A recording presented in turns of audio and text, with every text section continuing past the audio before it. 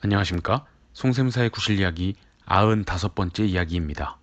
예전에 부모와 자녀 간 자금을 빌리는 문제에 대해서 아주 자세하게 총 3편에 나누어서 설명드린 바 있었는데 최근 비슷한 유형의 질문이 꽤 늘어 관련 주제만 짧게 다시 한번 설명하고자 합니다. 자녀에게 2억 원까지는 무이자로 빌려줘도 된다면서 왜 이자를 주고받으라고 하는 것인가 하는 문제입니다. 현금을 본인으로부터 제3자에게 이전하는 행위는 3가지 사례가 있겠습니다.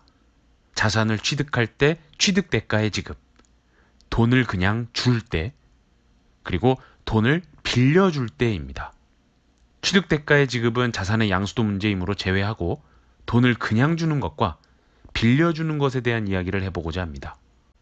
그림으로 먼저 보시면 내가 자녀에게 돈을 그냥 주는 것은 증여라고 하고 나중에 자녀에게 갚도록 하면서 빌려주는 것은 금전의 대여라고 합니다. 딱딱하지만 세법이 이러한 경제적 행위를 과세하고자 하는 법조문은 이렇습니다. 상증법 제4조 증여세 과세대상 제1항 다음 각 호의 어느 하나에 해당하는 증여재산에 대해서는 이 법에 따라 증여세를 부과한다. 여기서 현금의 증여는 제1호 무상으로 이전받은 재산이라고 하는 법조문을 적용합니다. 반면 현금의 대여는 제2호 현저히 낮은 대가를 주고 재산을 이전받음으로써 발생하는 이익을 과세 대상으로 하고 있고 구체적인 과세 방법은 상증법 제41조의 4 금전 무상대출 등에 따른 이익의 증여에 따르게 됩니다. 이렇게 현금이 자녀에게 이동되는 흐름에 대해서 현금의 증여인 경우와 현금을 빌려준 경우 적용되는 법조문이 다르다는 것을 알 수 있습니다. 굳이 딱딱하게 법조문을 드는 이유를 설명드리면 자녀에게 현금을 2억 원 빌려주는 금전 소비대차 계약을 맺으면서 무이자로 대여하더라도 상증법 제41조의 4 금전 무상대출 등에 따른 이익이 증여 규정에서 정한 바에 따라 증여 문제가 없음을 확인하고 이자를 수수하지 않기로 했다고 할게요.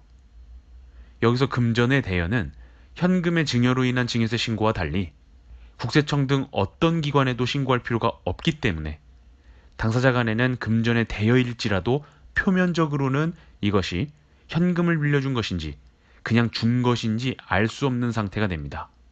부모와 자녀 간 계약서만 있을 뿐이고 실질은 현금을 증여했으나 겉으로만 빌려준 것처럼 꾸몄을지도 모를 일이죠.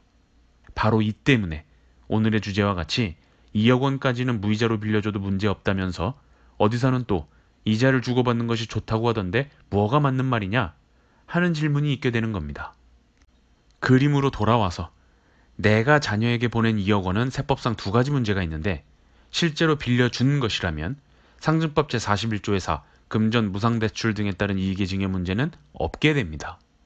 쉽게 말해 자녀가 은행에서 빌렸다면 이자를 줬어야 할 텐데 부모로부터 무이자로 빌려서 얻는 이익이 좀 있기는 하지만 그 이익이 적으니까 증여세 과세는 하지 않을게 라는 것입니다.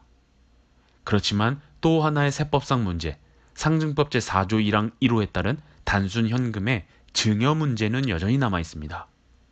자녀가 부모로부터 돈을 빌린 것은 첫째, 어딘가에 신고도 되지 않으니 겉으로는 이런 현금의 흐름이 국세청에서 보기에 증여인지 대여인지 실질을 파악하기 어렵고 둘째, 부모가 자녀에게 돈을 그냥 주면 줬지 한국의 정서상 빌려주기 힘들다는 측면이 있어 지금 당장은 금전의 대여로 서로 간 계약을 맺었어도 결국 이 2억 원은 나중에 부모에게 상환되지 않으리라는 사회 통념이 깔려 있고 셋째, 이자도 주고받지 않는 금전의 대여를 어떻게 대여로 볼 수 있겠는가 라는 합리적 의심과 넷째, 국세청이 모든 국민들의 경제적 행위를 낱낱이 파악하고 있을 수 없기 때문에 이 행위가 대여인지 종국적으로 증여가 될지 사후관리가 까다롭다는 현실적인 문제가 있으므로 금전 무상대여의 증여 문제가 해결됐을지라도 단순 현금의 증여 혐의는 우선 피하기 어렵게 됩니다.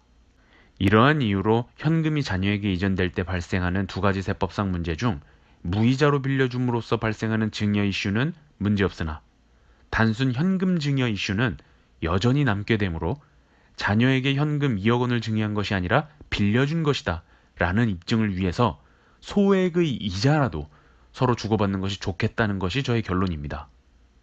이때 약정이자는 1% 또는 이보다 낮은 이자를 설정해서 빌린 자녀가 부모에게 매월 약정일에 주는 것이 좋단 말이죠. 2억 원에 1% 이자 주고받으면 한 달에 16만 6,667원 정도 되는데 부모님께 용돈 드린다 생각하면 되겠습니다. 다만 이자를 받는 부모님은 월 16만 6,667원, 연간 200만 원의 이자 소득에 대한 이자 소득세 문제는 있게 됩니다. 또는 이자를 받으면 이자 소득세 문제가 있으니 원금을 분할로 매월 일정한 금액을 상환하는 것은 어떤가 하는 질문도 종종 있는데요. 이 역시 괜찮은 방법입니다. 원금 2억 원을 36개월간 이자는 없이 원금 분할 상환하는 등으로 말이죠. 다만 이는 조금 비현실적인데 2억 원을 3년간 원금을 매월 상환하면 한 달에 부모님에게 갚아야 할 원금이 555만 원 정도 됩니다. 자녀가 아무리 고소득자여도 부담스러운 규모입니다. 또한 60개월간 분할 상환한다 하더라도 매월 333만 원 정도를 상환해야 합니다. 따라서 저의 의견은 현실적으로 1% 또는 그보다 낮은 이자율을 설정해서 이자를 수수함으로써 나중에 만약 자녀에게 빌려준 2억 원이 국세청으로부터 문제가 될 때 현금 증여한 것이 아니라 빌려준 것으로서 이렇게 이자를 지금 주고받고 있지 않느냐 하고 비교적 손쉽게 금전의 대여임을 입증하는 것이 어떤가 하는 것입니다. 이상으로 송세무사의 구실 이야기 95번째 이야기를 마치겠습니다. 감사합니다.